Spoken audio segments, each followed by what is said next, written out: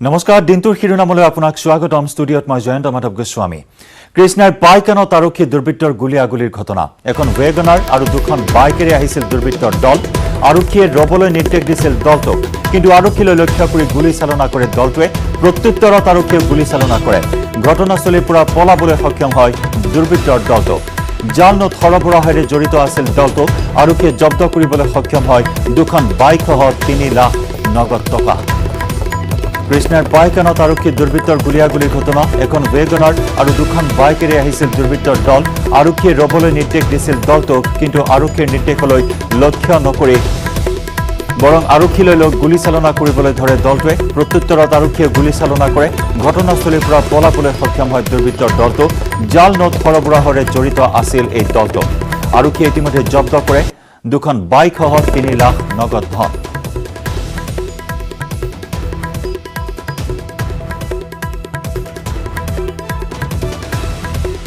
বিশেষ সূত্ৰৰ পম খেতি আজি কৃষ্ণাই আৰু আগিয়াৰ অচিসকলে এটা ইয়াত নাকা চেকিং কৰিলে নাকা চেকিং আৰু চাৰ্চ অপাৰেশ্যন কৰিলে পাইকান এৰিয়াত ফেক কাৰেঞ্চি কোনোবা সৰবৰাহ কৰি আছে বুলি খবৰ পোৱা গৈছিলে চেকিঙৰ কৰি থকাৰ সময়ত বাইকত দুজন মানুহ আহিছিলে সেইটো পইণ্টত আৰু তেওঁলোকক পুলিচ পাতি দেখালে গ'লে পলায়ন কৰে এতিয়া পুলিচে তেওঁলোকক চেছ কৰাৰ সময়ত তেওঁলোকৰ ছাইডৰ পৰা গুলি ফুটা আৱাজটো শুনাৰ কাৰণে আমাৰ পুলিচ টিমো সেলফ প্ৰটেকশ্যনৰ কাৰণে কেইবাৰাউণ্ড ফায়াৰিং কৰে এই ফায়াৰিং ফলত কোনো আঘাত হোৱা নাই কাৰো আৰু এই মানুহজনক এতিয়ালৈকে পোৱা যোৱা নাই আমি চাৰ্চ কৰি আছোঁ তেওঁলোকক আমি অধিক কৰিম দুঃসংবাদ ৰাজ্যৰ কৰোনা দ্বিতীয়গৰাকী চিকিৎসকৰ মৃত চিকিৎসকগৰাকী তিনিচুকীয়াৰ ডাক্তৰ পি.কে. শৰ্মা দুদিন পূৰ্বে এএমচিএইচত ভৰ্তি কৰোৱা হৈছিল শৰ্মাক জটিল ৰোগত আক্ৰান্ত হৈ আছিল চিকিৎসকগৰাকী এয়া দ্বিতীয়গৰাকী চিকিৎসকৰ মৃত্যু মাৰাত্মক কোভিড-19ত আক্ৰান্ত হৈ ইতিমধ্যে আমি জনাইছোঁ ৰাজ্যত এয়া দ্বিতীয়গৰাকী চিকিৎসকৰ মৃত্যুৰ খবৰ মৃত চিকিৎসকগৰাকী হৈছে তিনিচুকীয়াৰ ডাক্তৰ পি.কে. শৰ্মা দুদিন পূৰ্বে এএমচিএইচত ভৰ্তি কৰোৱা হৈছিল শৰ্মাক জটিল ৰোগত আক্ৰান্ত হৈ আছিল চিকিৎসকগৰাকী ইয়াৰ পূৰ্বে জিএমচিএইচৰ এগৰাকী চকু ৰোগ বিশেষজ্ঞৰ মৃত্যু হৈছিল কোভিড-19ত আক্ৰান্ত হৈ আৰু আন এগৰাকী চিকিৎসকৰ মৃত্যু হ'ল কোভিড-19ত আক্ৰান্ত হৈ তিনিচুকীয়াৰ ডাক্তৰ পি.কে. শৰ্মাৰ মৃত্যু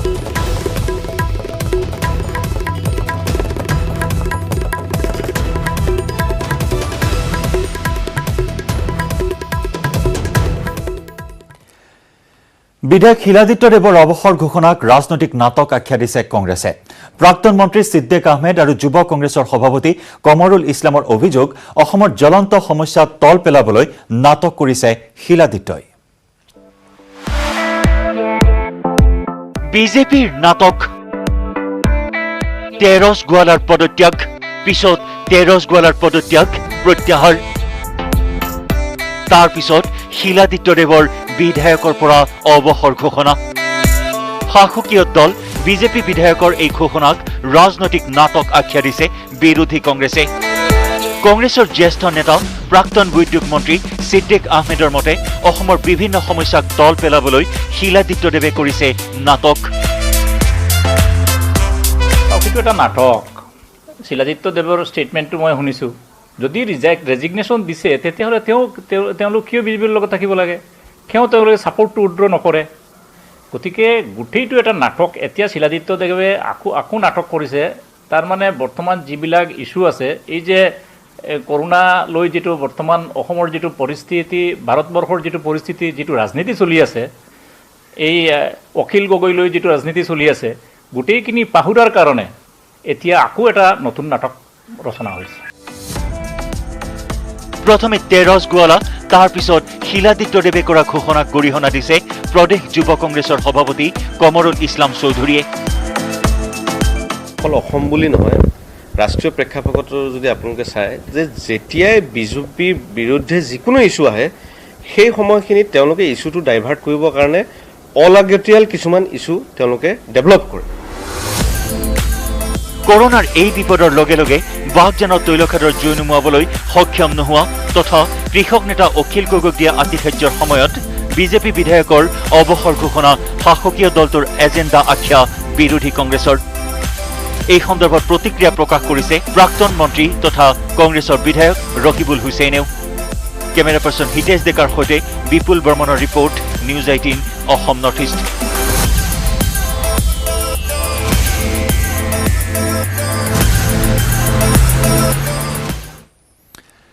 বন্যাত ৰোহত সাংসদ বিধায়ক বান পৰিস্থিতিৰ বুজ ল'বলৈ যোৱা 2 জনপ্ৰতিনিধিক পহু খেদা দিলে বানত কক বকাই থকা জনতাই। কিন্তু কোন দুগৰাকী জনপ্ৰতিনিধিৰ বিৰুদ্ধে খঙত টিঙিৰি তোলা হৈ উঠিল বানাক্ৰান্ত।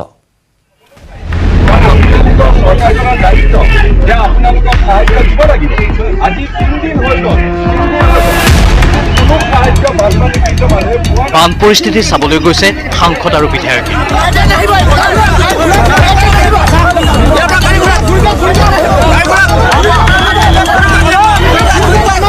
কিন্তু এয়া কি?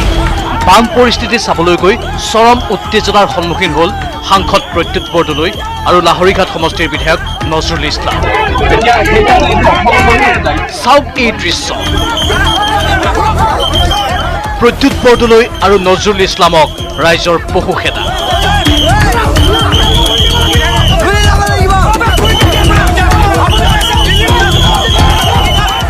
লাহৰীঘাট বিধানসভা সমষ্টিৰ অন্তৰ্গত ফুৰাগাঁৱৰ বান পৰিস্থিতিৰ বুজ ল'বলৈ গৈছিল কংগ্ৰেছী সাংসদ আৰু বিধায়কে। কিন্তু বানপীড়িত জনসাধাৰণে অঞ্চলটোত তেওঁলোকক প্ৰৱেশেই কৰিব নিদিলে।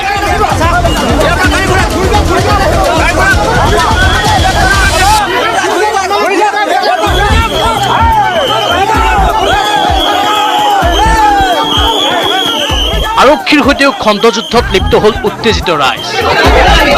সমষ্টিবাসীৰ কথা, বিগত সময়ছোৱাত ক'ত আছিল এইগৰাকী সাংসদ আৰু বিধায়ক। আমি আজি কিমান বছৰ ধৰি গৰাখনে বানপানীত বান গৰাখনে সমস্যাৰ সমাধান কৰি দিম। ক'ত গ'ল নজৰুল ইছলামে? 25টা বছৰ ঠগি ঠগি খেলে আমাৰ গাঁৱৰ মাটি পানী সম্পূৰ্ণ গুচি গ'ল। এতিয়া ইমান পাৰি আছো, তথাপিও তেওঁলোকে আমাক গুণ্ডা বাহিনীলৈ মাৰিব আহিছে। গুণ্ডালৈ আহিছে, মাৰিব পাৰে। পাছত জনসাধাৰণৰ এই ৰুদ্ৰমূৰ্তি দেখি ঘটনাস্থলীৰ পৰা পলায়ন কৰিলে সাংসদ আৰু বিধায়কে। মৰিগাঁৱৰ পৰা পৱনজ্যোতি ডেকা, নিউজ 18 অসম নৰ্থ ইষ্ট।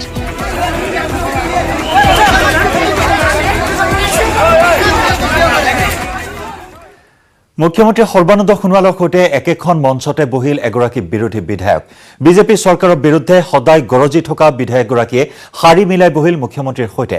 কিন্তু কোন এইগৰাকী বিৰোধী বিধায়ক? প্ৰথমেই দৃশ্যটো চাওক। এয়া নকৈ নিৰ্মাণ কৰা টিয়ক আৰক্ষী থানা উদ্বোধনী অনুষ্ঠানৰ দৃশ্য। আহিছে মুখ্যমন্ত্ৰী, লগত মন্ত্ৰী যোগেন মহন, সাংসদ তপন গগৈ, সাংসদ কামাখ্যা তাছা আৰু টিয়ক সমষ্টিৰ বিধায়িকা ৰেণুপমা ৰাজখোৱা। কিন্তু এই সভাত মঞ্চত দেখা গ'ল কংগ্ৰেছী বিধায়ক ৰূপজ্যোতি কৰ্মী। বিজেপি বুলি ক'লে হাতজাপ মৰা কংগ্ৰেছী বিধায়ক ৰূপজ্যোতিৰে মুখ্যমন্ত্ৰীৰ বাৰ্তালাপ। কামাখ্যা তাছাৰ লগতো একেই দৃশ্য। সঁচাকৈয়ে এইবাৰ কংগ্ৰেছ এৰি বিজেপিলৈ যোৱাটো খাটাং কৰিলে নেকি ৰূপজ্যোতিয়ে? শুনক ৰূপজ্যোতিৰ মুখেৰে। এই 4 বছৰত মই বৰ্তমান চৰকাৰখনৰ মাননীয় মুখ্যমন্ত্ৰীগৰাকীৰ লগত কোনো এখন সভাত মই অংশগ্ৰহণ কৰা নাই আৰু মই কৰিবও বিচৰা নাই। কিন্তু মই অকল ৰাইজৰ স্বাৰ্থত আজি আহিব লগা হ'ল। মই কোনো মুখ্যমন্ত্ৰীৰ পিছপিনে বহি থকা, ওচৰত বহি থকা এইবোৰ মোৰ কোনো মনো নাছিল। কিন্তু মই বাধ্যত পৰি আহিছোঁ এইটো কাৰণে, অসমৰ মাটি বচাব লাগে। হয়, আপুনি ঠিকেই শুনিছে। বিজেপিৰ বিৰুদ্ধে সদা সৰব হৈ থকা ৰূপজ্যোতিৰ মনে ঢাপলি মেলা নাই হেনো বিজেপিৰ মজিয়ালৈ। মৰিয়নি সমষ্টিৰ অসম নাগালেণ্ড সীমান্তত নগাৰ আগ্ৰাসন সন্দৰ্ভত মুখ্যমন্ত্ৰীক অৱগত কৰিবলৈহে চাইকেলেৰে আহি উপস্থিত হ'ল মুখ্যমন্ত্ৰীৰ সভা। আজি নগা আগ্ৰাসন, নগা আহি পেলাই মৰিয়নিৰ ওচৰ পালেহি। আজি দিছৈবিধি সংৰক্ষিত বনাঞ্চল অসমৰ মাটিত নগাই RCC দলং বনাই দিলে। 2 বছৰৰ আগত মুগুৰি গাঁৱৰ ৰাইজ আমি ৰাজহুৱাভাৱে আমাৰ অনশন কৰি পেলাই স্মাৰকপত্ৰ দিছিলোঁ। এই স্মাৰকপত্ৰ মুখ্যমন্ত্ৰী মতে পাহৰি গৈছে চাগে, সেইকাৰণে আৰু এবাৰ গাঁঠি দিছোঁ। এই চৰকাৰখনক জাতি মাতি ভেটি যে কৈছিলে আৰু কৈ পেলাই যে চৰকাৰখন গাদীৰে আহিছিল, এই হুৰাবলৈ চাইকেল লৈ পেলাই প্ৰতিবাদ কৰি পেলাই আজি মুখ্যমন্ত্ৰী সভাখনে আহিছোঁ। মানে এই সভাখনে আহি মুখ্যমন্ত্ৰীৰ কাষত ফটো তোলা কোনো উদ্দেশ্য নাই, অকল ৰাইজৰ স্বাৰ্থত আহিছোঁ। কেমেৰা পাৰ্চন পূৰ্ণ বিকাশৰ সৈতে Diganta Hazarika, news 18 Assam north east. Puthimari নৈৰ বাঢ়নি পানীয়ে তাণ্ডৱ লীলা চলাইছে হাজোত। তিনিটা স্থানত মথাউৰি চিগাত ঘৰ দুৱাৰ এৰি বান শিবিৰত আশ্ৰয় লৈছে শ শ পৰিয়ালে। ইপিনে হাজোৰ বন্যাতৰ কাষত উপস্থিত হৈ ঠিকাদাৰৰ বিৰুদ্ধে ক্ষোভ প্ৰকাশ কৰিলে বিধায়িকা সুমন হৰিপ্ৰিয়াই।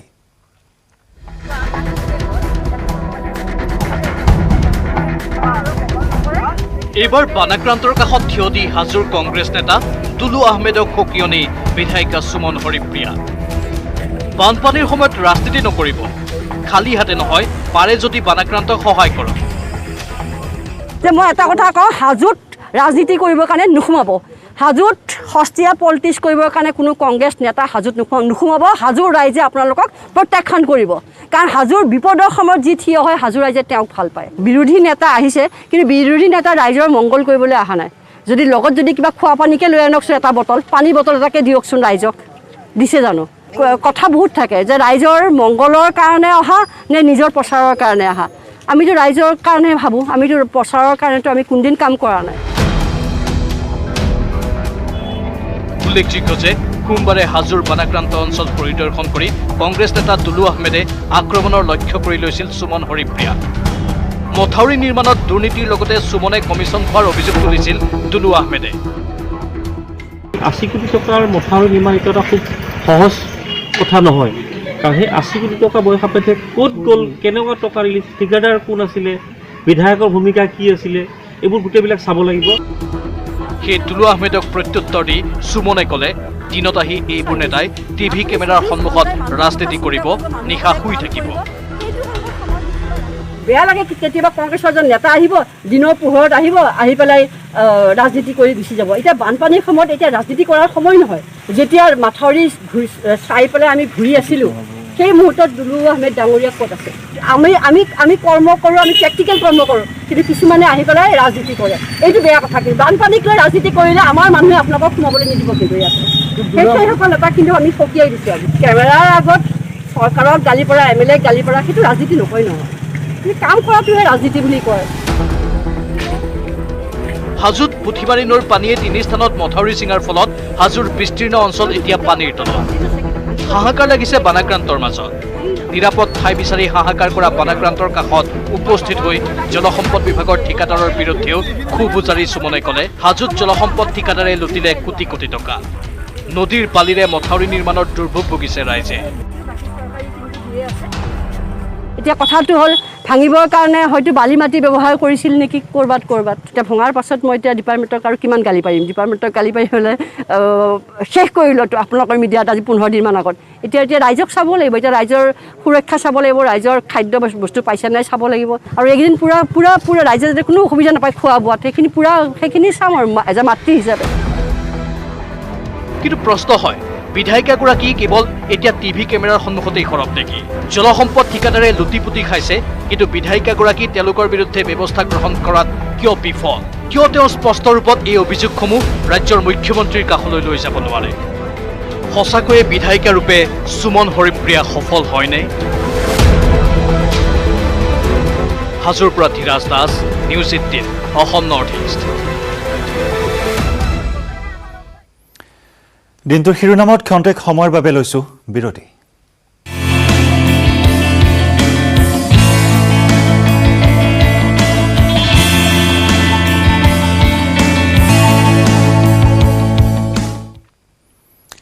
ৰাজ্যত এতিয়া জীৱনদায়িনী ঔষধৰ ব্যাপক নাটনি। অধিকাংশ ফাৰ্মাচীতে এতিয়া নাই গ্ৰাহকে বিচৰা 70% ঔষধ। লকডাউনৰ সময়ত ঔষধৰ নাটনিয়ে এতিয়া চিন্তিত কৰি তুলিছে ৰাজ্যবাসীক। ফাৰ্মাচীসমূহত নাই পৰ্যাপ্ত ঔষধ। গ্ৰাহকে বিচৰা 70% ঔষধেই নহয় উপলব্ধ। পুনৰ ৰাজ্যত দেখা দিব নেকি ঔষধৰ নাটনিয়ে? কিয়নো অধিকাংশ ঔষধেই উপলব্ধ নহয় ফাৰ্মাচীসমূহত। 29 জুনৰ পৰা লকডাউন আৰম্ভ হোৱা গুৱাহাটীত প্ৰথম অৱস্থাত বন্ধ ৰখা হৈছিল মেডিচিন ডিষ্ট্ৰিবিউটৰ আৰু CNF। ফলত ৰাজ্যত দেখা দিছিল ঔষধৰ নাটনিয়ে। পৰৱৰ্তী সময়ত মেডিচিন ডিষ্ট্ৰিবিউচনৰ বাবে চৰকাৰে অনুমতি প্ৰদান কৰে যদিও ফাৰ্মাচীসমূহ সন্মুখীন হৈছে সমস্যাৰ। এতিয়া মেডিচিনটো আমাৰ বেছি দৰকাৰ হয়, ধৰক চুগাৰৰ মেডিচিনবিলাক, ইনচুলিনবিলাক, বা এতিয়া জ্বৰ চৰ্দি তেনেকুৱা পেৰাচিটামল টেবলেট এইবিলাকৰ দৰকাৰ হয়। ভিটামিন C নাই এতিয়া মাৰ্কেটত ক'তো, আমি পোৱা নাই। বা জিংক টেবলেট পোৱা নাই তেনেকুৱাকৈ সেইবিলাক বস্তু অলপ শ্বৰ্ট হৈ আছে মাৰ্কেটত। আন একাংশ ফাৰ্মাচীৰ দাবী গ্ৰাহকে বিচৰা 70% ঔষধেই নহয় উপলব্ধ। পৰ্যাপ্ত ঔষধ যোগান ধৰিব পৰা নাই হোলচেলাৰসকলেও। কিছুমান ঔষধ একেবাৰে নাই আজি মোটামুটি আপোনাৰ 20 দিনমান হৈছে। ধৰক কাণবজাৰ খুলিছে, খোলাৰ পাছতো নাই। আমি এতিয়া যদি বহীখনত আমি কিছুমান ঔষধ নাটনি হ'লে লিখি ৰাখোঁ, তাৰে আমি 30% ঔষধে পাওঁ আমি। ঔষধৰ নাটনি সম্পৰ্কত ইতিমধ্যে প্ৰতিক্ৰিয়া ব্যক্ত কৰিছে স্বাস্থ্যমন্ত্ৰী হিমন্ত বিশ্ব শৰ্মায়ো। স্বাস্থ্যমন্ত্ৰীৰ ভাষ্য অনুসৰি চৰকাৰী চিকিৎসালয়ত আছে পৰ্যাপ্ত ঔষধ, কিন্তু ফাৰ্মাচীসমূহত দেখা দিয়া ঔষধৰ নাটনিয়ে দুৰ্ভোগ ভোগাব জনসাধাৰণকেই। কেমেৰা পাৰ্চন নিতুল কৃষ্ণৰ সহযোগত Kunjan Kalita, news 18 Assam north east. শীঘ্ৰেই ৰিলায়েন্সে মুকলি কৰিব 5G সেৱা। দেশৰ সৰ্ববৃহৎ কোম্পানীটোৰ 43 সংখ্যক বাৰ্ষিক সাধাৰণ সভাত এই কথা ঘোষণা কৰিলে CMD মুকেশ আম্বানীয়ে। ভাৰ্চুৱেল সাধাৰণ সভাতে পুত্ৰ কন্যাই মুকলি কৰিলে 5G glass. I have great pride in announcing that Jio has designed and developed a complete 5G solution from scratch. Jio's Made in India 5G technology is all set to transform the lives of citizens, society and businesses. 5G will save lives on our roads with autonomous vehicles by using sensors that detect imminent danger and deploy safety bags along with auto braking. আগন্তুক বৰ্ষৰ ভিতৰতে দুৰ্দান্ত data speed 5G বজাৰলৈ আনিবলৈ সাজু Reliance. Today we are proud to announce the imminent Jio 5G network. 5G technology designed and made in India is an invention that will have unprecedented impact on our economy. Reliance ইণ্ডাষ্ট্ৰিজৰ 43 সংখ্যক বাৰ্ষিক সাধাৰণ সভাত এই বৃহৎ ঘোষণা কৰিলে Reliance ইণ্ডাষ্ট্ৰিজৰ কৰ্ণধাৰ Mukesh আম্বানীয়ে। Of the benefits that digital and the data revolutions offer. SHIP is determined to make India 2G মুক্ত। মুকেশ আম্বানীয়ে ঘোষণা কৰিলে সম্পূৰ্ণ 5G সলিউশন সাজু কৰি তুলিছে জিঅ'য়ে। চৰকাৰে স্পেক্ট্ৰাম দিলে আগন্তুক বৰ্ষত made in India 5G launch কৰিব জিঅ'য়ে। As soon as 5G spectrum is available and can be ready for field deployment next year. আম্বানীয়ে ক'লে ভাৰতত কাৰ্যকৰী হৈ গ'লেই বিশ্বৰ আন আন টেলিকম সংস্থাবোৰলৈও 5G সলিউশন ৰপ্তানি কৰিব জিঅ' প্লেটফৰ্মে।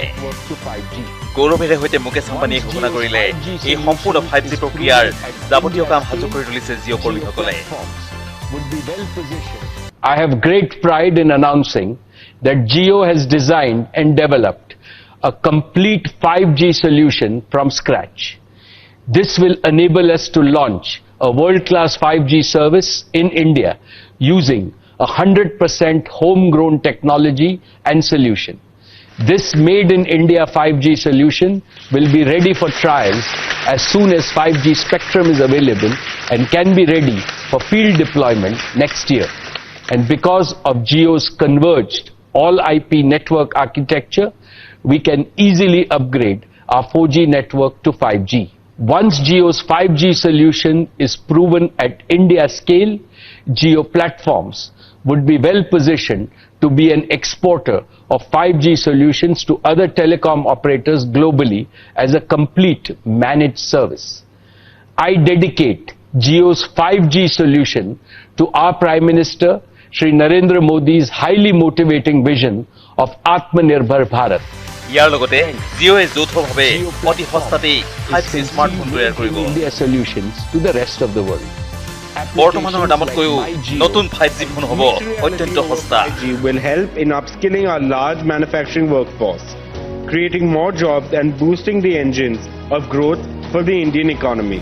গুগল আৰু জিঅ'য়ে যৌথভাৱে প্ৰস্তুত কৰিব value engineered Android based smartphone operating system. Of the benefits that digital and the data revolution bureau report news 18 Assam north east. Determined to make India 2G মুক্ত.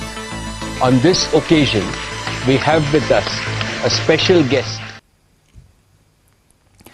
পাহাৰৰ পৰা নামি অহা পানীত ঢলৰ মাজত আবদ্ধ হৈ পৰিছে এজন লোক আৰু তাৰ পিছতেই অন কেমেৰা বানৰ কোবাল খুঁটত উঠি গ'ল লোকজন। কিন্তু ক'ত ঘটিল এই শিহৰণকাৰী ঘটনা? অন কেমেৰা এক শিহৰণকাৰী দৃশ্য। পানীৰ কোবাল খুঁট, এখন পকী দেৱাল পাৰ হৈ জলপ্ৰপাতৰ দৰে ভু হোৱাই নামি আহিছে পানী আৰু পানীৰ এই ঢলৰ মাজত দেৱালখনৰ কাষতে অতি বিপদসংকুলভাৱে আছে এজন লোক পাৰত এজাক মানুহৰ হৈছে কিছু সময় তেনেকৈয়ে গ'ল পানীৰ ঢৌৰ মাজত কোনেও নেদেখা হ'ল মানুহজনক আৰু তাৰ পিছতে হঠাতে ঘটিল অঘটন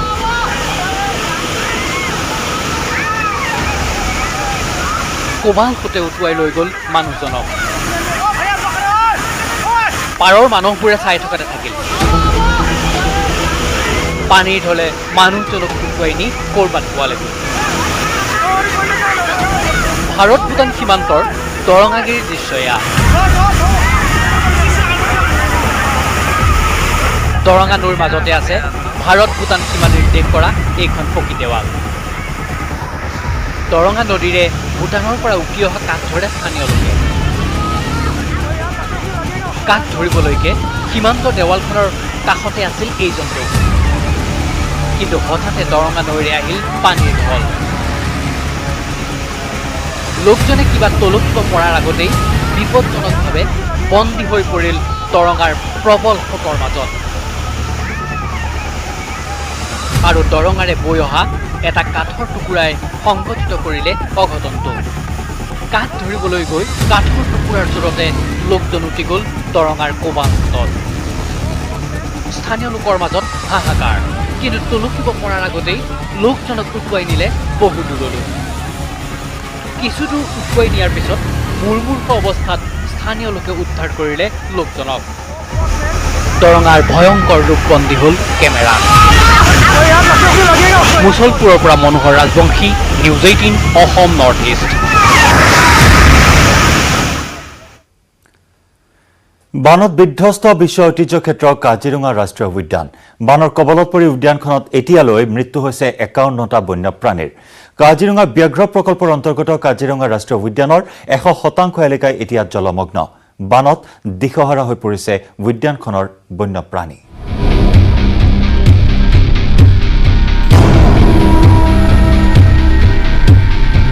গভীৰ সংকটত কাজিৰঙাৰ বন্যজন্তু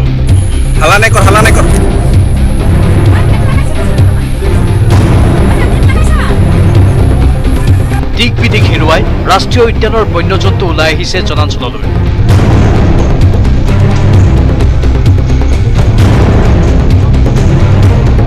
ক'ৰবাত যদি বাঘ সোমাইছে মানুহৰ পাকঘৰত আন ক'ৰবাত আকৌ গড়ে আশ্ৰয় লৈছে বাৰীৰ পিছফালে ৰাষ্ট্ৰীয় ঘাইপথৰ ওপৰতো বিচৰণ বন্যজন্তুৰ অৰ্থাৎ বন্যজন্তুৰে সহাৱস্থান কৰিব লগা হৈছে কাজিৰঙাবাসীয়ে আহাৰ মাহৰ দ্বিতীয়টো বানত ৰাষ্ট্ৰীয় উদ্যানখনৰ 100% এলেকা প্লাবিত হাইলেণ্ডত আশ্ৰয় লৈছে গড়ে এই দৃশ্য বন্দী হয় নিউজ 18ৰ কেমেৰাত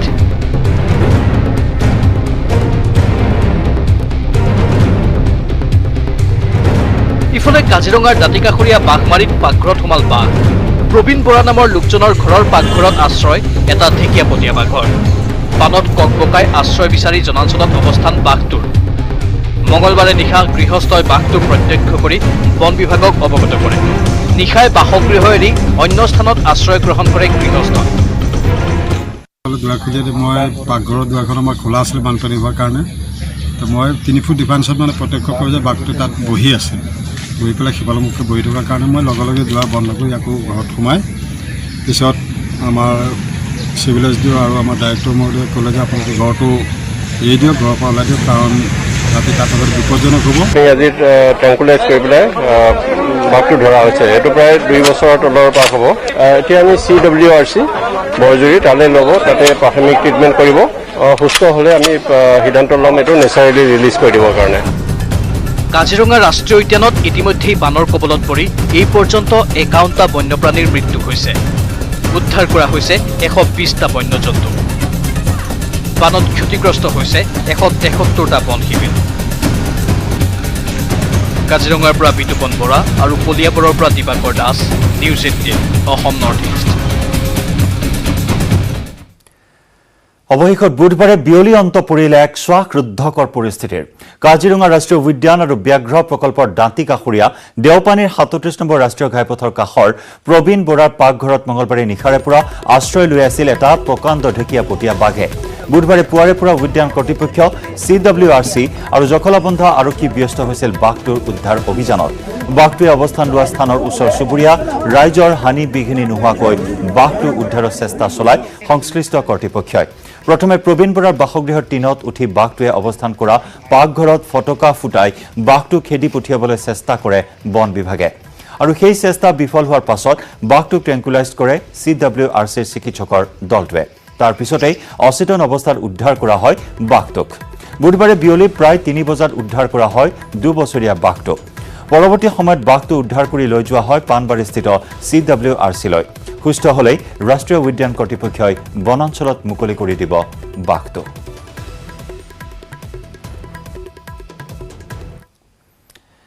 নিৰ্মাণ সম্পূৰ্ণ হোৱা 2 মাহৰ পিছতে খহি পৰিল চিকৰাজান কঠালগুৰি সংযোগী পথৰ পকী দলং নিৰ্মাণত ব্যাপক দুৰ্নীতি সংঘটিত হোৱাৰ অভিযোগ উত্থাপন কৰিছে স্থানীয় ৰাইজে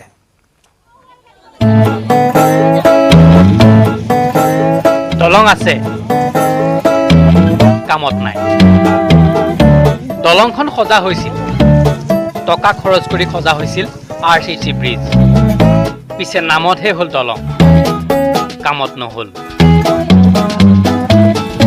দলং পাৰ হ'বলৈ প্ৰয়োজন হ'ল আৰু এখন দলঙৰ ৰাইজে নিজে সাজি ল'লে পকা দলং সংযোগী এখন কাঠৰ দলং খোজকাঢ়ি বা মটৰ চাইকেলেৰে কোনোমতে পাৰ হয় গাড়ী নোৱাৰি গাড়ী থাকিলে এই অৱস্থা বেলেগ পথৰে যাব লাগে গন্তব্যস্থানলৈ কেঁচা পথ মাজে মাজে গাড়ী ঠেলিব লাগে তথাপি উপায় নাই চৰকাৰে 2 মাহ আগতে সাজি উলিওৱা পকী দলঙৰ কাম নাই গাড়ী নুঠে তিনিচুকীয়া বুঢ়ীদিহিঙৰ চিকৰাজানৰ কঠালগুৰি সংযোগী পথৰ মাজত আছে এইখন দলং মইলাজান নৈৰ ওপৰত 2 মাহ পূৰ্বে নিৰ্মাণ সম্পূৰ্ণ হৈছিল এইখন পকী দলঙৰ পিছে পকী দলংখনৰ নিৰ্মাণ সম্পূৰ্ণ হোৱাৰ মাত্ৰ 2 মাহ পিছতেই বাঢ়নি পানীত খহি পৰিল দলংখনৰ এটা এপ্ৰোচ আৰু তাৰ পিছত স্থানীয় লোকৰ এই অৱস্থা ইফালো নহল সিফালো নহল গাড়ী থাকিলে অৱস্থা আৰু বেয়া স্থানীয় লোকৰ অভিযোগ মাৰ্ঘেৰিটা সমষ্টিৰ বিধায়ক ভাস্কৰ শৰ্মাৰ ছত্ৰছায়াত তিনিচুকীয়াৰ বহু বিতৰ্কিত BB এণ্টাৰপ্ৰাইজ নামৰ এটা ব্যক্তিগত নিৰ্মাণ প্ৰতিষ্ঠানে ব্যাপক দুৰ্নীতি সংগঠিত কৰিলে দলং নিৰ্মাণত দৈৰ্ঘ্যৰ ক্ষেত্ৰত আঙুলিটো হ'ব পাৰি 10 মিটাৰ দৈৰ্ঘ্যৰ দ্বিতীয় কথা খুঁটাকেইটা যিমান তললৈ হ'ব লাগিছিল হোৱা নাই ইয়াত যিবিলাক ভঙা শিল ব্যৱহাৰ কৰিছে তাৰ পৰিৱৰ্তে ইয়াত ডাঙৰ ডাঙৰ শিল ব্যৱহাৰ কৰিছে তৃতীয় কথা ইয়াত শুনিবলৈ পোৱা কথা ইয়াত ঠিকাদাৰবিলাকে লোহা চুৰি কৰিছে BB এণ্টাৰপ্ৰাইজে যথেষ্ট টকা ইয়াত চাগে মাৰিছে BB এণ্টাৰপ্ৰাইজৰ মালিক আৰু আমাৰ স্থানীয় বিধায়ক ভাস্কৰ শৰ্মা নিশ্চয় মেটেৰিয়েলি আছে তাত আৰু দ্বিতীয় কথা হৈছে ভাস্কৰ শৰ্মাই ৰাতি 8-9টা বজাত কিয় আহিব লগা হৈছে SDC মহোদয় নাগবংশী ডাঙৰীয়া আহি চাই গৈছে তাৰপিছত একো উত্তৰ নাই তিনিচুকীয়া জিলা এক্সিকিউটিভ ইঞ্জিনিয়াৰ আহি গৈছে সিদিনা কৈ গৈছে যে দলংখন অকণমান ছুটি হ'ল দীঘল কৰিব লাগিছিলে মই নাছিলোঁ ইঞ্জিনিয়াৰ কৈছে মই নাছিলোঁ সিদিনা বেলেগ ইঞ্জিনিয়াৰ এইবিলাক ড্ৰয়িং কৰিছে এইবিলাক পালমৰা উত্তৰ দিছে বৃহত্তৰ অঞ্চলটোৰ যোগাযোগৰ একমাত্ৰ পথটোৰ ওপৰত থকা দলংখনৰ এনে অৱস্থা হোৱাত যোগাযোগৰ ক্ষেত্ৰত অসুবিধাৰ সন্মুখীন হৈ আহিছে অঞ্চলটোৰ লোকসকল দলংখন পুনৰ নিৰ্মাণৰ দাবী স্থানীয় লোকৰ ডিগবৈৰ পৰা Rina Kakati News 18 Assam north East খন্তেক সময়ৰ বাবে দিনটোৰ শিৰোনামত লৈছো আন এটি চমু বাণিজ্যিক বিৰতি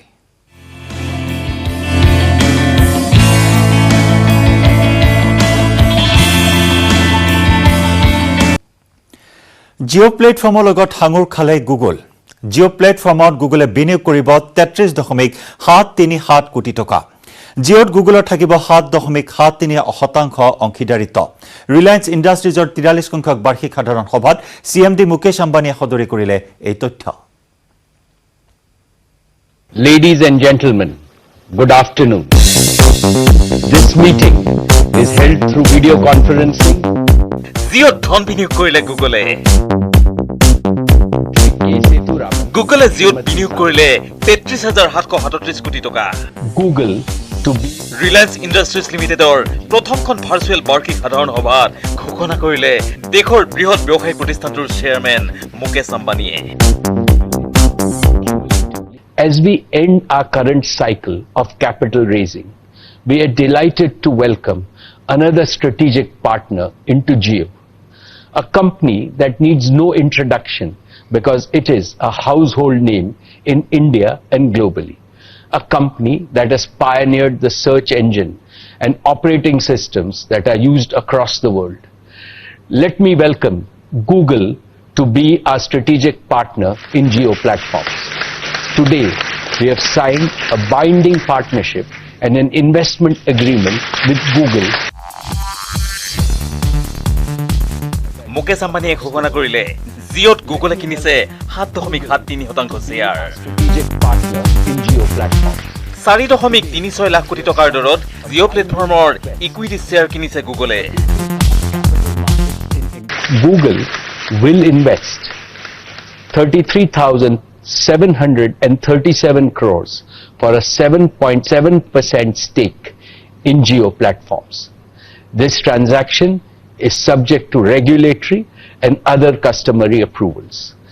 With this investment by Google, strategic and financial investors have committed a total of 152,056 crores in the last few months. বৰ্তমান সময়ত জিঅ'ত যিবোৰ বিশ্বখ্যাত সংস্থাই ধন বিনিয়োগ কৰিছে তাৰ মাজত অন্যতম Facebook, Silver Lake Partners, Vista Equity Partners, General Atlantic, KKR, Mubadala, Silver Lake, Abu Dhabi Investment Authority, TPG Capital, L Catterton, PIF, Intel, Qualcomm ইত্যাদি। এইবাৰ গুগলৰ যোগেদি জিঅ' প্লেটফৰ্মলৈ আহিল 14 সংখ্যক বিদেশী বিনিয়োগ সংস্থা। In our bold mission, dear friends, I want to share an important update that Facebook is joining forces with a new partner in India. We're making a major financial investment and we're going to become the largest minority shareholder in Jio platforms.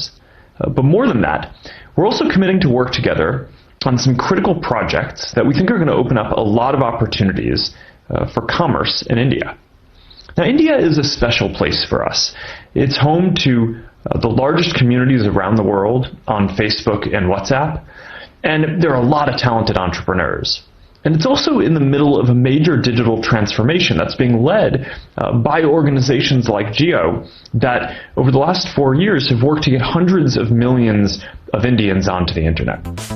Using Jio's digital power, we aim to make Bureau Report, News 18 of Northeast. A world-class enterprise. Thank you very much, my dear shareholders.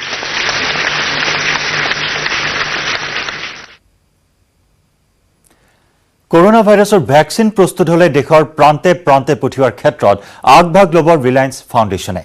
Reliance ইণ্ডাষ্ট্ৰিজৰ বাৰ্ষিক সাধাৰণ সভাত অংশ লৈ এই মন্তব্য কৰিলে ফাউণ্ডেশ্যনৰ chairman Nita আম্বানীয়ে।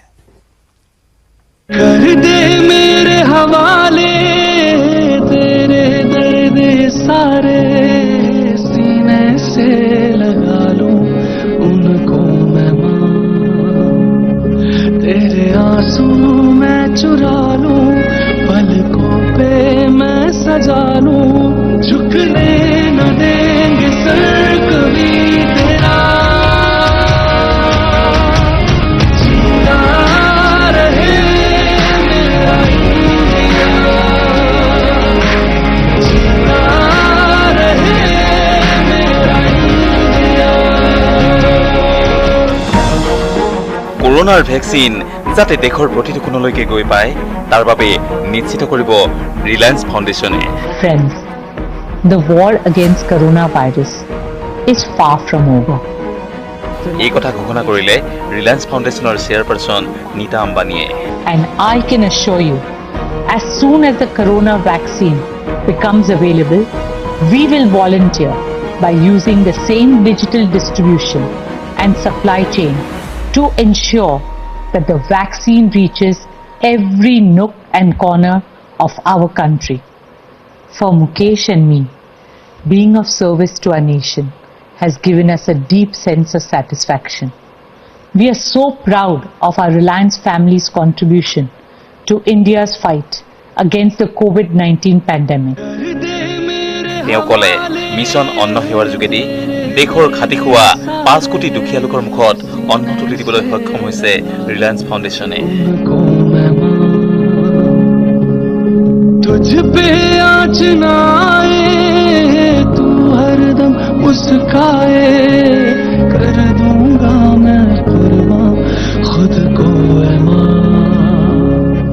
तेरे आंसू मैं चुरा लूं पलकों पे मैं सजा लूं झुकने न देंगे सर कभी तेरा।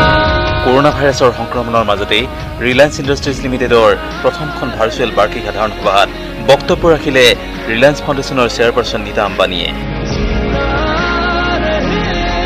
ফাউণ্ডেশ্যনৰ বিভিন্ন মানৱ সেৱামূলক কাম কাজৰ উদাহৰণ তুলি ধৰি নীতা আম্বানীয়ে অনাগত কালত কি ধৰণে কাম কাজ কৰিব সেই বিষয়েও ব্যাখ্যা আগবঢ়ালে। নীতা আম্বানীয়ে ক'লে জিঅ'য়ে 40 কোটি মানুহক কিদৰে ডিজিটেল কানেক্টিভিটিৰ যোগেদি সংযুক্ত কৰিবলৈ সক্ষম হৈছে। প্ৰায় 30,000 সংস্থাই এতিয়া ৱৰ্ক ফ্ৰম হোম কৰিবলৈ পাইছে এই জিঅ' ডিজিটেল কানেক্টিভিটিৰ যোগেদি। Jio is providing digital connectivity to over 40 crore individuals, empowering over 30,000 organizations to work from home and lakhs of students to learn from home. Reliance has also been providing free fuel to emergency service vehicles across the country. This is not just business for us. It is our duty. ইফালে corona ভাইৰাছৰ vaccine সন্দৰ্ভত মন্তব্য কৰি নীতা আম্বানীয়ে ক'লে দেশত corona virus vaccine আৱিষ্কৃত হ'লে Reliance ফাউণ্ডেশ্যনে নিজাববীয়াকৈ দেশৰ প্ৰতিটো প্ৰান্তলৈকে এই ভেকচিন লৈ যোৱা কামৰ তদাৰক কৰিব। Bureau' report news 18 Assam north east.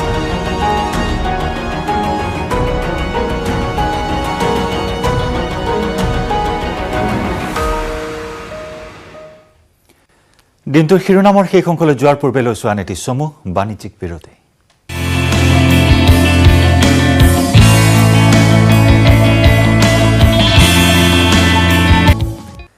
Guwahati মহানগৰীলৈ অশনি সংকেত। ফেনে ফুটুকাৰে উফন্দি উঠিছে ব্ৰহ্মপুত্ৰৰ বুকু, যাৰ বাবে বন্ধ কৰি দিয়া হৈছে ভৰলুৰ শ্লুইজ গেট। বৰষুণৰ পানী ওলাব নোৱাৰি মহানগৰীৰ ভিন্ন স্থানত এতিয়া সৃষ্টি হৈছে কৃত্ৰিম বানৰ। জলমগ্ন গুৱাহাটী মহানগৰীৰ উজান বজাৰৰ MG ৰোড। উজান বজাৰৰ 19টা পৰিয়ালৰ বাসগৃহত নিশা সোমাল পানী। কৰোনাৰ বিভীষিকাময় পৰিস্থিতিৰ মাজতে এতিয়া আহিছে বান, আৰু গুৱাহাটী মহানগৰীত বান নহয়, এয়া হৈছে কৃত্ৰিম বানৰ দৃশ্য। গুৱাহাটী মহানগৰীত কালি নিশাৰ ভাগত যি একাংশ অঞ্চল এই এনেধৰণে পানীয়ে গ্ৰাস কৰা দেখিবলৈ পোৱা গৈছে। যথেষ্ট লোকৰ বাসগৃহত ভিতৰত পানী প্ৰৱেশ কৰিছে, তেওঁলোকে নিশা কেনেকৈ কটাবলগীয়া হৈছে সেয়া হৈছে দুৰ্বিষহ। পুনৰ এবাৰ স্মাৰ্ট চিটিৰ দৰ্পচূৰ্ণ কৰি মহানগৰী গুৱাহাটীত হ'ল কৃত্ৰিম বান। হঠাৎ পানী আহি গৈছে, একো গম নাপাওঁ, আহি একেবাৰে একদম বিচনাৰ ওপৰলৈকে গুচি গ'ল। বিচনা চিচনা চব চেচ, কাপোৰ কানি চব বৰবাদ, ভাত তাততো খোৱাই নাই, ভাত বনাবলৈ জাগাই নাই। এই ভিতৰত ইমানমান হ'লেতো কোনো উপায় নাই, বিচনাখনৰ ওপৰত উঠিছে, বিচনাটো বহিবলৈ জাগা নাই, গোটেই বস্তুবিলাক তাৰে ওপৰত কিবা কৰি ৰাখিব লগা হৈছে।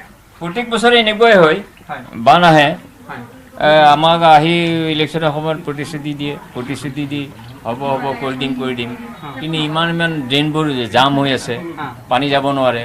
সাধাৰণ বৰষুণ দিলেই ঘৰত পানী সোমাই যায়, ড্ৰেইনবোৰ চাফ নকৰে, তাৰ বিনিময়ত আমি বৰষুণ দিলেই ভুগিব লাগে। যোৱাকালিতো এই বৰষুণৰে পানী হয়। এয়া হৈছে মানুহৰ বাসগৃহ আৰু এয়া হৈছে ভিতৰত পানী। তেওঁলোকে পানী ভাঙি এনেধৰণে ওলাই আহিবলগীয়া হৈছে, আৰু ওলাই এয়া নিশাৰ ভাগৰ পৰা, নিশা যথেষ্ট পানী আছিল। মই পুনৰ দেখুৱাম যে ৱাটাৰ লেভেল ইয়ালৈকে আছিলে, পানীৰ ইয়ালৈকে আছিলে, আৰু এতিয়া ক্ৰমান্বয়ে পানী কমি গৈছে, কিন্তু এতিয়াও ভিতৰত তেওঁলোকৰ ঘৰৰ ভিতৰত পানী আছে। বানৰ পৰা বাচিবলৈ নিজ গৃহ এৰি নিশা আন স্থানত নৈশ যাপন কৰে একাংশই। কেৱল ইমানেই নহয়, বানৰ পিছত এতিয়া খোৱা পানীৰ সমস্যাটো ভুগিছে এই অঞ্চলবাসীয়ে। আমি উজাগৰে কটাই দিলোঁ আৰু গোটেই একদম ভিতৰত খাব খুব নোৱাৰে একদম ভিতৰত পানী সিঁচিতে গা বেয়া লাগি গৈছে আৰু খোৱা পানীটো একদম প্ৰব্লেম হৈছে কিয় খোৱা পানীটো এতিয়া এনেকুৱা টাইপৰ বেয়া পানী দি আছে ছাপ্লাই পানীটো ইমান চাফা নহয় এতিয়াতো পানীটোৰে প্ৰব্লেম হৈছে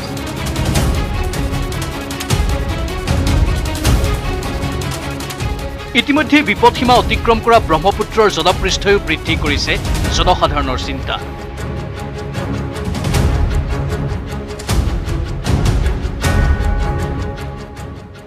গুৱাহাটী মহানগৰীত ইতিমধ্যে ব্ৰহ্মপুত্ৰৰ জলপৃষ্ঠ বৃদ্ধি হৈ আছে এয়া হৈছে গুৱাহাটী মহানগৰীৰ লাচিত ঘাট আৰু লাচিত ঘাটত দেখিছে যে কেনে হাৰত ব্ৰহ্মপুত্ৰৰ পানী বৃদ্ধি হৈ ৰাজপথ অভিমুখে গতি কৰিছে গতিকে এই কথাই এতিয়া ফাঁচী বজাৰৰ ব্যৱসায়ীসকলক ফাঁচী বজাৰৰ অঞ্চলবাসীক চিন্তিত কৰিছে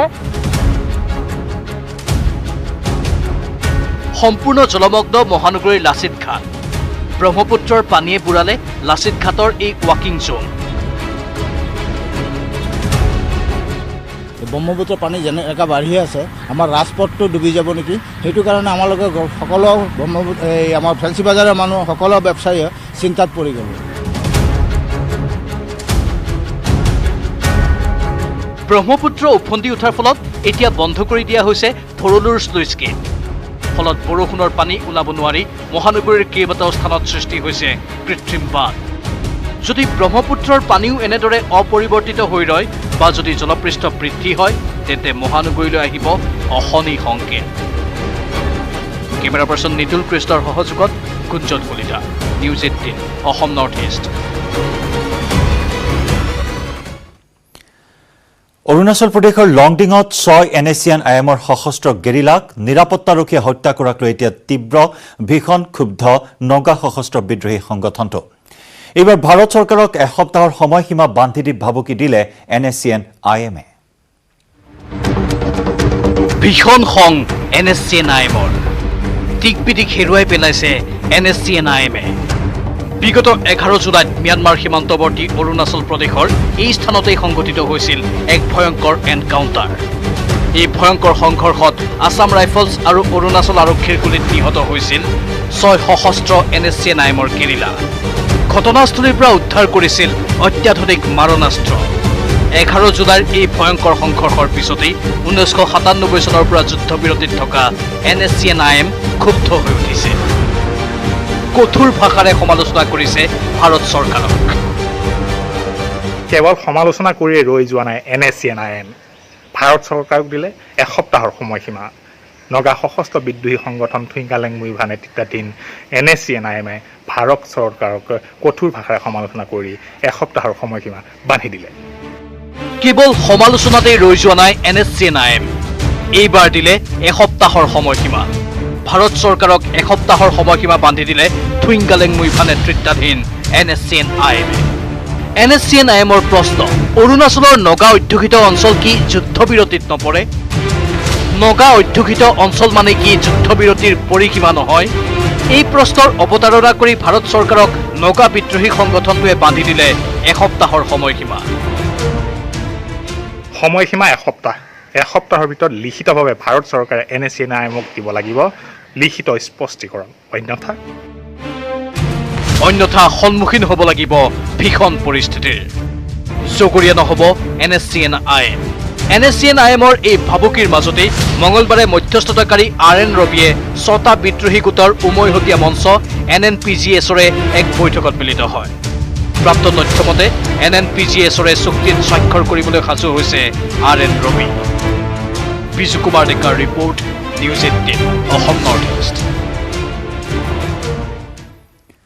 ৰাজ্যত কৰোনা ভাইৰাছৰ ভয়াবহ ৰূপ ৰাজ্যত এই পৰ্যন্ত 46 গৰাকী লোকৰ প্ৰাণ ললে কৰোনাই মহানগৰীত দ্ৰুত গতিত বৃদ্ধি পাইছে কৰোনাৰ গণ সংক্ৰমণ এই ৰিপৰ্ট আগবঢ়াই সামৰিছো আজিৰ দিনটোৰ শিৰোনাম নমস্কাৰ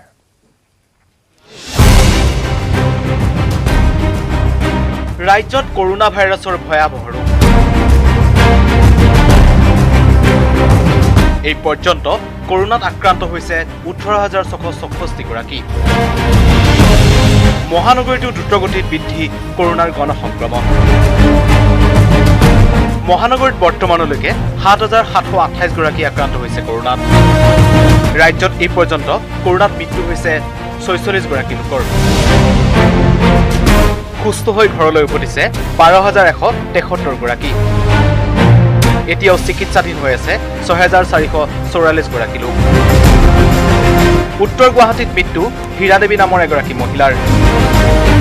কাটিং পাহাৰৰ 39 বছৰীয়া মহিলাগৰাকী হঠাৎ অসুস্থ হোৱাত ভৰ্তি কৰোৱা হৈছিল চিকিৎসালয়ত। চিকিৎসকে মৃত ঘোষণা কৰে মহিলাগৰাকীক। কৰোনাত আক্ৰান্ত হৈ শুৱালকুছিৰ প্ৰথমজন লোকৰ মৃত্যু। মৃত ব্যক্তিগৰাকী শুৱালকুছিৰ কলেজ ৰোডৰ নগেন দাস। দাস দীৰ্ঘদিন ধৰি আক্ৰান্ত হৈ আছিল মধুমেহৰ ৰোগত। লামডিঙত প্ৰথমজন কৰোনা আক্ৰান্তৰ মৃত্যু। লামডিং ৰেলৱে চিকিৎসালয়ত চিকিৎসাধীন অৱস্থাত মৃত্যু অমল শইকীয়াৰ। দীৰ্ঘদিনৰ পৰা বৃক্ক ৰোগত আক্ৰান্ত হৈ আছিল মৃত লোকজন। কৰোনাৰ পৰা এটা মানুহ মৰিছে, ডেড বডি উঠাবৰ কাৰণে আহিছে। মঙলদৈতো প্ৰথমজন কৰোনা আক্ৰান্তৰ মৃত্যু। মৃত লোকজনৰ নাম শৰৎ চন্দ্ৰ চহৰীয়া।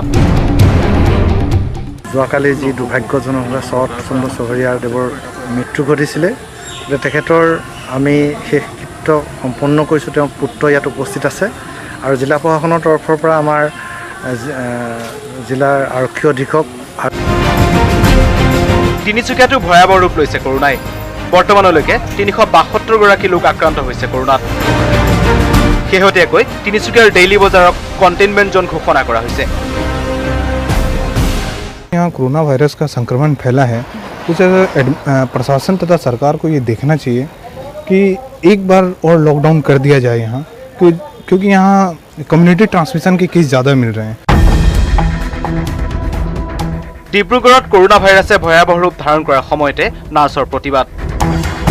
কোভিড ফ্ৰণ্ট লাইফ ৱাৰিয়ৰ নাৰ্ছসকলৰ তীব্ৰ ক্ষোভ চৰকাৰৰ বিৰুদ্ধে। কলা বেজ পৰিধানেৰে প্ৰতিবাদ সাব্যস্ত কৰিলে নাৰ্ছসকলে। ষ্টাফ নাৰ্ছৰ যিটো পদবী, এই পদবীটোক লৈ চৰকাৰে হেতালি খেলিছে, কিন্তু হঠাতে চৰকাৰে এই পদবীটোক দুভাগ তিনিভাগ কৰি নতুনকৈ এই পদবীটোৰ ওপৰতে পদ সৃষ্টি কৰিছে আৰু এটা ব্যাগুম গেট পেৰ ডিফাৰেঞ্চে অকল BSc নাৰ্ছসকলক এপইণ্টমেণ্ট দিয়াৰ ব্যৱস্থা কৰিছে ক্ৰিটিকেল কেয়াৰ ষ্টাফ নাৰ্ছ বুলি এটা চামক। হাইলাকান্দিত কৰোনা আক্ৰান্তৰ যোদ্ধাৰ স্বচ্ছতা অভিযান। कोरोना पॉजिटिव सरकारी कर्मचारी हास्पताल चलाले स्वच्छता अभियान। अभी भी मुझे लगा नहीं हम लोगों को जो सभी है इस जो क्वारंटाइन सेंटर में किसी को लगा नहीं हम लोग को कुछ हुआ है, क्योंकि हम लोग मेंटली बहुत स्ट्रांग है। हम लोग फाइट बैक करेंगे। आप लोगों को एक ही गुजारिश है, आप लोगों से आप लोग सेफ रहिए, घर में रहिए, मास्क पहन के रहिए और सैनिटाइज यूज करिए। हर बार सैनिटाइज खाने से पहले सैनिटाइज यूज कीजिए। मरियनीत कोविड-19 आक्रांत चिकित्सकर कांडज्ञानहीन कार्य। डाक्टर भुवन चंद्र गगৈয়ে कोविडत आक्रांत होৱাৰ পিছতো কৰি আছিল চিকিৎসা সেৱা, যাৰ বাবে এতিয়া চিন্তিত হৈ পৰিছে মৰিয়নীবাসী। গ্লাভছ মাস্ক একো নাছিলে, ট্ৰিটমেণ্ট কৰি আছে, আমি চাই আছো। এইটো জানি বুজি কৰা এটা কাম হয়। এইটো মই দুবাৰ গ'লো, কিন্তু একো গ্লাভছ একো পিন্ধা নাছিলে, চেনিটাইজাৰ নাছিলে। মই আহ্বান জনাব বিচাৰিছোঁ মৰিয়নীবাসী ৰাইজক, যিসকলে ডক্টৰ বিচি গগৈৰ লগত এই 12 দিন 15 দিনে সংস্পৰ্শত আহিছিল বা লগ কৰিব গৈছিল বা লগ পাইছিল, সকলোৱে আহি পেলাই। ইফালে গুৱাহাটী কেন্দ্ৰীয় কাৰাগাৰত উপস্থিত মন্ত্ৰী হিমন্ত বিশ্ব শৰ্মা। কাৰাগাৰখনত 500 গৰাকী কয়দীৰ স্বাস্থ্য পৰীক্ষাৰ ব্যৱস্থা কৰা হৈছে।